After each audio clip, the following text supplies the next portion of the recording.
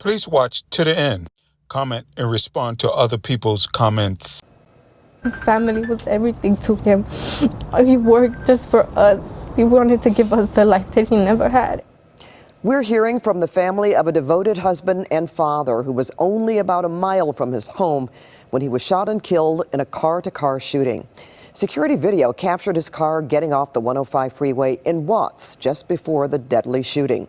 Carlos Hernandez had just gotten off his shift as a delivery truck driver Tuesday night when police say he was the victim of road rage.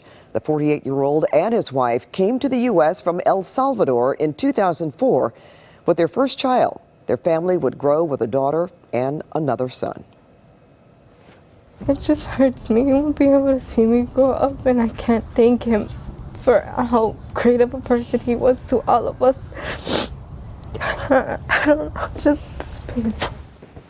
The LAPD believes the shooter fired several shots from a dark-colored sedan or SUV. Detectives say tips can be reported anonymously. Driver was killed overnight in Watts when another driver fired into his car. He was shot at Imperial Highway and Central Avenue in Watts. KCAL 9's Jeff Nguyen is there live. And Jeff, police are saying this was a case of road rage? And Juan, here's how police say this road rage shooting happened. Two cars were coming down that off-ramp going in this direction when one of them pulled up to the victim's passenger side and opened fire.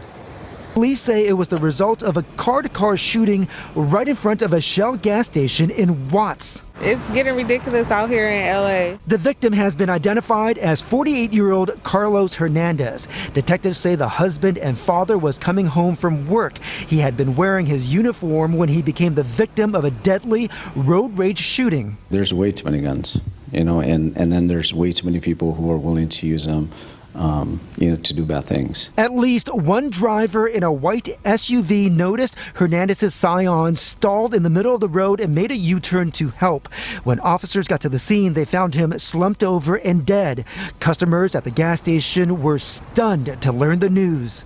You never know what can happen, so it's very unfortunate, but it's more and more common. Captain Adrian Gonzalez says if someone is threatening you on the freeway, the best thing to do is to stay on the freeway. At least on the freeway, for CHP to get to you, I think it's easier for them to understand and to be able to locate you versus you starting to make turns. You exit here, you turn left, you turn right, you're on a red light, green light. And so to me, it's always maintain a safe speed, but continue moving. Brianna Samuel says she often has her daughter in the car so she won't engage with anyone who wants to start trouble. I just rather look away or look down or don't make no eye contact.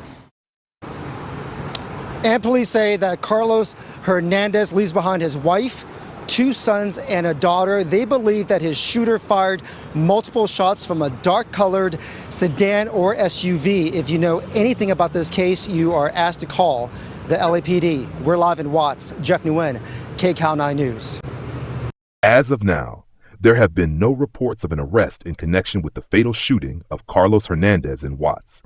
The incident, which occurred approximately 2.6 years ago, is believed to have been the result of road rage. The Los Angeles Police Department continues to seek information from the public to aid in their investigation. If you or anyone you know has information related to this case, please contact the LAPD.